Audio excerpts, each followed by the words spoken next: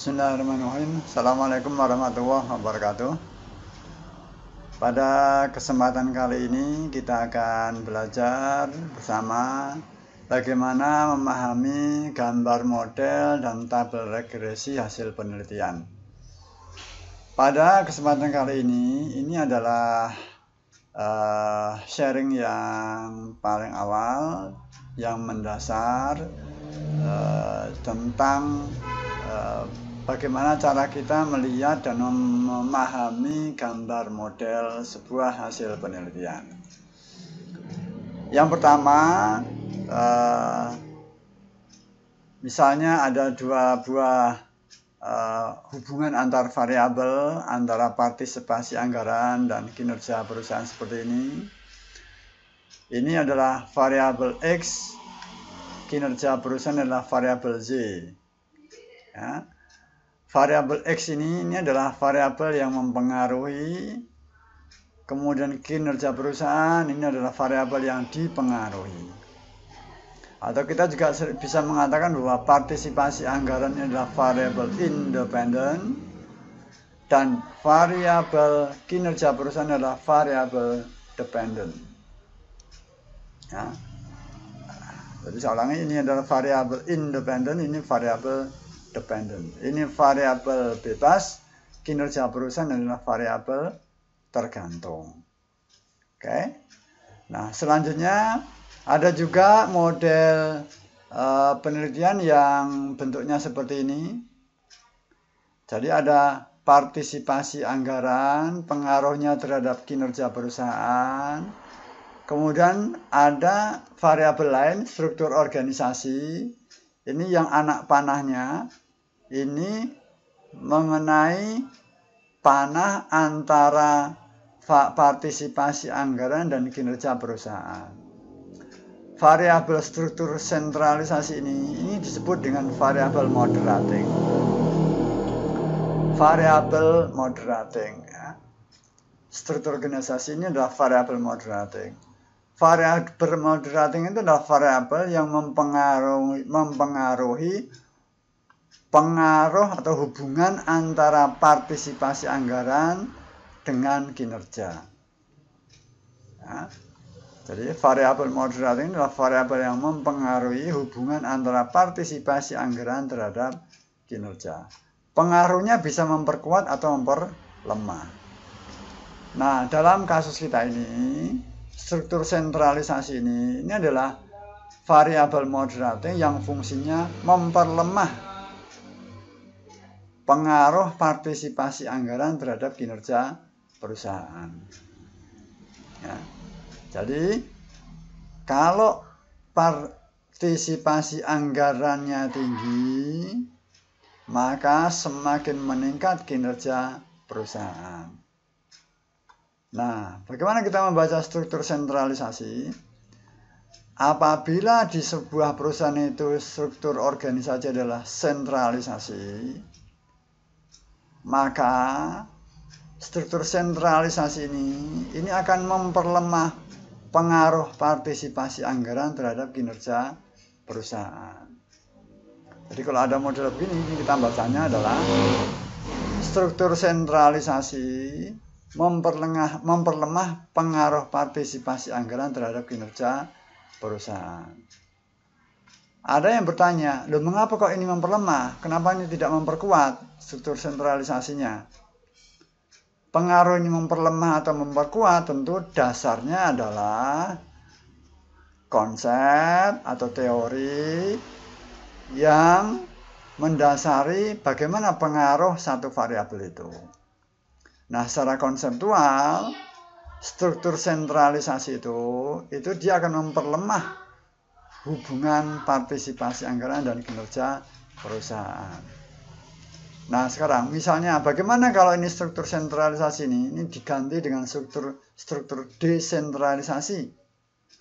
Nah, kalau ini diganti dengan desentralisasi, maka struktur desentralisasi itu kebalikannya akan meningkatkan atau memperkuat pengaruh partisipasi anggaran terhadap kinerja perusahaan. Itu variabel moderating.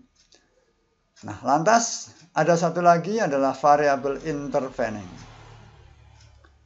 Variabel intervening juga bisa disebut dengan variabel moderasi atau moderating ya. Variabel moderating. Misalnya, masih contoh yang sama, partisipasi anggaran bisa meningkatkan kinerja perusahaan. Tetapi partisipasi anggaran ini bisa meningkatkan kinerja perusahaan melalui motivasi karyawan misalnya. Sehingga kita bisa mengatakan bahwa partisipasi anggaran ini bisa langsung meningkatkan kinerja perusahaan, tetapi partisipasi anggaran ini juga bisa meningkatkan motivasi. Semakin meningkat motivasi, barulah kemudian kinerja perusahaannya semakin meningkat. Ya.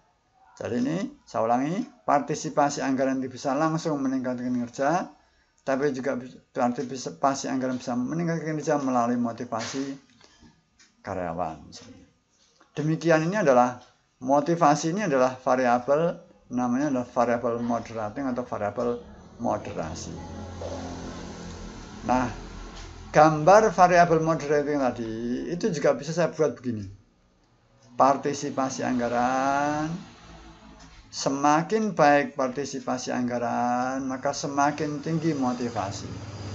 Semakin tinggi motivasi, maka semakin tinggi kinerja perusahaan. Atau yang begini yang langsung, semakin tinggi partisipasi anggaran, maka semakin tinggi kinerja perusahaan. Nah, motivasi ini adalah variabel moderating atau moderasi atau variabel intervening. Nah, kemudian contoh lagi, ini sebuah model yang saya ambil dari salah satu hasil penelitian itu di artikel jurnal itu.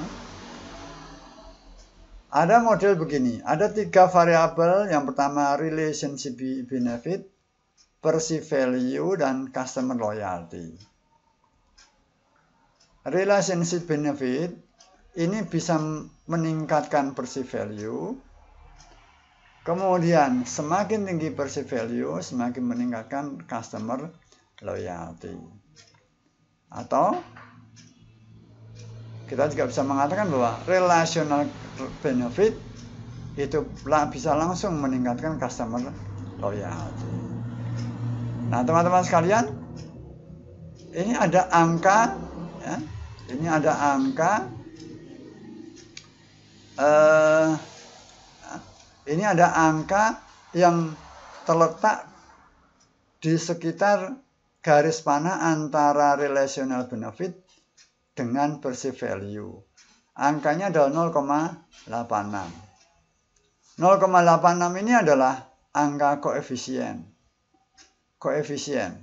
Apa maknanya? Koefisien ini adalah angka yang menunjukkan pengaruh perceived value atau perubahan perceived value apabila relational benefit berubah satu satuan. Jadi atau kita bisa mengatakan juga 0,86 itu adalah besarnya pengaruh relationship benefit ke perceived value. Ya, jadi kalau angka 0,86 itu adalah perceived value itu akan berubah 0,86 apabila relational benefit itu berubah satu satuan. Tetapi karena tentu kita akan sulit mengatakan relational benefit itu satu-satuannya bagaimana? Perceived value itu satu-satuannya gimana? Customer loyalty itu satu-satuannya bagaimana? Maka angka-angka ini, ya, angka-angka yang ada di sekitar garis panah penghubung di antara variabel ini adalah menunjukkan koefisiennya, atau ini menunjukkan besarnya pengaruh masing-masing variabel dari variabel asal ke variabel yang dituju, variabel yang mempengaruhi ke variabel yang dipengaruhi. Ya.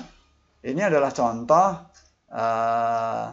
sebuah model yang cukup sederhana sebagai bekal kita untuk mempelajari dan untuk memahami model-model lain yang lebih rumit. Saya kira demikian dulu sementara ini. Nanti kita akan lanjutkan dengan bahasan lain yang tentu tindak lanjut atau kelanjutan dari bahasan yang sekarang. Terima kasih.